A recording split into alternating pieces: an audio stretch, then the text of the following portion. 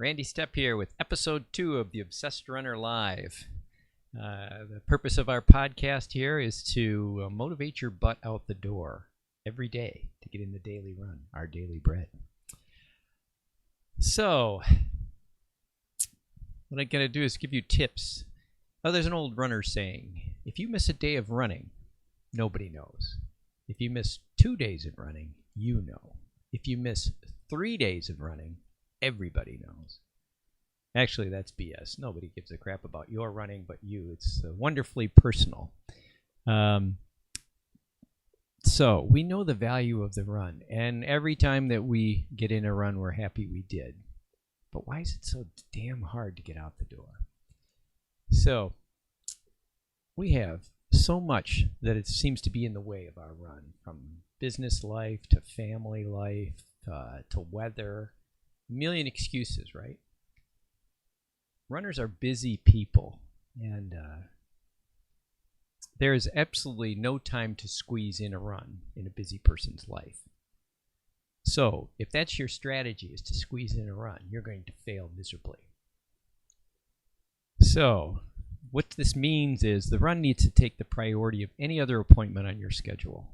And if you can't tell me when you're running next Thursday, the chances of you running next Thursday are pretty slim. That's the way this works. So to give that run the priority it needs, sometimes you have to lie. Not everybody understands the value of the run like we do. So let's say an old friend calls and says, "Hey, I'm in town. Can you meet me at 7:30 for dinner?" Well, what you're going to say is, "Oh, I have an appointment," because you're planning to run, so let's say from 5:30 to 6:30 or something like that. And you know you can't quite make it to dinner. So you say, "I have a late appointment. Can we make dinner at 8 o'clock? It's absolutely true. You have an appointment, and you've given it that priority. So let's think of other excuses that you might have. So, busy people get everything done, and people that are not busy don't get anything done. So running fits very well with an insanely busy lifestyle. And the type of person that has that lifestyle is probably ideally suited to be a distance runner, like you. Let's say the worst excuse that I know is, I missed a couple of days already. What's the difference if I miss another day? Now, how insane is that excuse, right?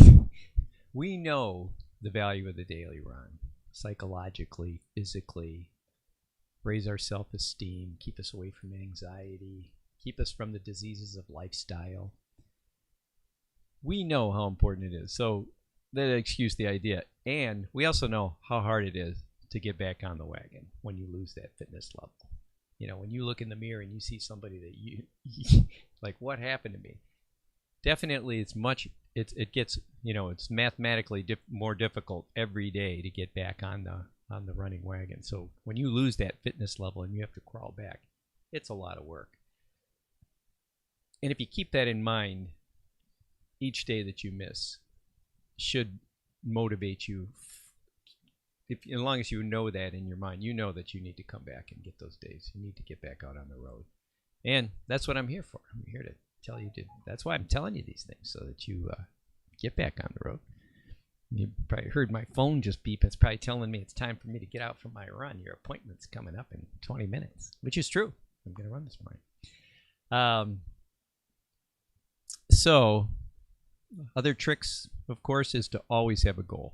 And if you don't have a goal, you should just open the computer right now and sign up for something. When you have like what event? How much time are we gone, Trevor? Oh yeah, Hightail to Ale, coming up just a week from Friday. That's the best thing to do, is to sign up for a race that you're totally unprepared for, and it's coming right up. So Hightail to Ale. I think it's hightailtoale.com, right? You can sign right up. And beer, we always you need a reward system for running, and beer seems to work out pretty well. So we'll be in downtown Detroit a week from Friday, live music, a run, some Dirty Blonde Atwater beer, running, it gets no better than that. So another one is to get a long-term goal down the road, like Run Woodstock, which I plug all the time because it's the greatest running event in the whole world, and you're foolish if you miss that. No, I mean, there's reasons you might not be there, but if you can camp out on the land and set your soul free with us, you'll be happy you did. And it's a long-term goal. What's fun about Run Woodstock is you can run a whole bunch of events over one weekend. Maybe the most mileage that you've ever put in your life on a weekend. You can run like a 5K on Friday night, get up in the morning and run a half marathon, run a 5K Saturday night, get up in the morning and run 5 miles. Or you can just run 100 miles starting on Friday. Or you can just run 5K, 5 miles, 5K, 5 miles. A lot of fun, a lot of options there. We go for hippie hikes, do yoga every day. Like I said, get online, go to rfevents.com, look at the schedules, the cool races that are coming up. Find something that will motivate you, and you put it on your calendar, and it's out there, and it's keeping you going day to day. And join me here every week on the Obsessed Runner Live, and I'll help kick your butt out the door.